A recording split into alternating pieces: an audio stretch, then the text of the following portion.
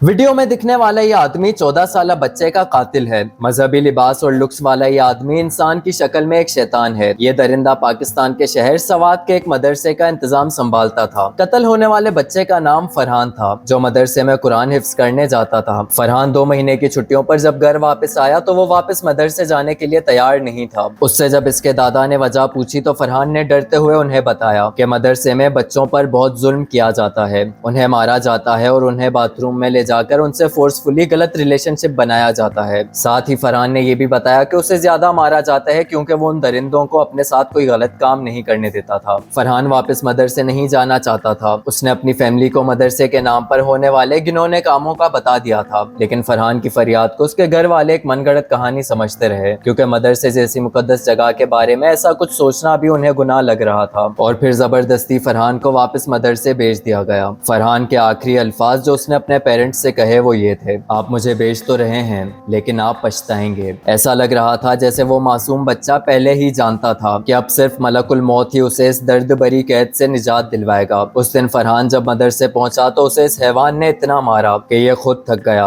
इसने अपने दूसरे साथी को बुलाया और उससे कहा कि फरहान को मारो। उस दूसरे दरिंदे ने भी इसे मार मार कर काफी छड़ियां तोड़ दी। फरहान इतना जख्मी हो चुका था कि वो अपने पाँव पर भी खड़ा नहीं हो सकता। फरहान पर जुल्म करके जब ये थक गए तो फिर ये नमाज अदा करने के बहाने वहां से चले गए, लेकिन जाने से पहले इस हैवान ने फरहान के पेट पर एक जोरदार लात मारी। फरहान का दम निकल चुका था। उसके दोस्त उसे पानी पिलाने की कोशिश कर रहे थे, लेकिन तब तक बहुत देर हो चुकी थी। जब ये दरिंदे वापस आए तो इन्होंने फिर फरहान की डेड बॉडी को लाते मारना शुरू कर दी और कहने लगे कि अब ड्रामा बंद करो। जैसे ही उन्हें अंदाजा हुआ कि फरहान अब इस दुनिया में नहीं रहा, वो फौरन फरार हो गए। कुछ देर बाद फरहान के घर एक कॉल आई और इसके घर वालों को पता लगा कि अब इनका फूल जैसा बच्चा दुनिया में नहीं रहा। फरहान की कहानी जंगल में आग की तरह पूरे पाकिस्तान में फैल गई। सवात के लोग फरहान को इंसाफ दिलवाने के लिए घरों से बाहर आ गए। पुलिस ने फौरन ही एक्शन लेते हुए मदरसे नाम की इमारत को सील कर दिया और 9 लोगों को वहां से अरेस्ट किया। सारे मजहबी उलमाओं ने भी इस पर प्रोटेस्ट करते हुए कहा कि उनका इन हैवानों से कोई ताल्लुक नहीं है। मदरसे में फरहान की तरह के बहुत से बच्चे थे जो हर रोज हैवानियत का शिकार बनते थे। फरहान अपने लिए तो चाहते हुए भी आवाज नहीं उठा सका, लेकिन इसकी मौत ने पूरे सिस्टम को झंझोड़ दिया और फरहान की कुर्बानी की वजह से बहुत से मासूम बच्चे कुर्बान होने से बच गए। ये कहानी पेरेंट्स को ये सिखाती है कि उन्हें सबसे पहले अपने बच्चों पर भरोसा करना चाहिए, फिर चाहे वो बात आपके किसी ट्रस्टवर्दी रिलेटिव, दोस्त या किसी रिलीजियस स्कॉलर के बारे में हो। किसी की शक्ल, बिहेवियर, बातें या लिबास देखकर ब्लाइंड ट्रस्ट ना करें, क्योंकि शैतान भी कभी फरिश्ता था और उसके नक्शे कदम पर चलने वाले लोग भी इसी तरह लोगों को बेवकूफ बनाते हैं। इस केस की मजीद मालूमात के लिए पेज को फॉलो करना ना भूलिएगा।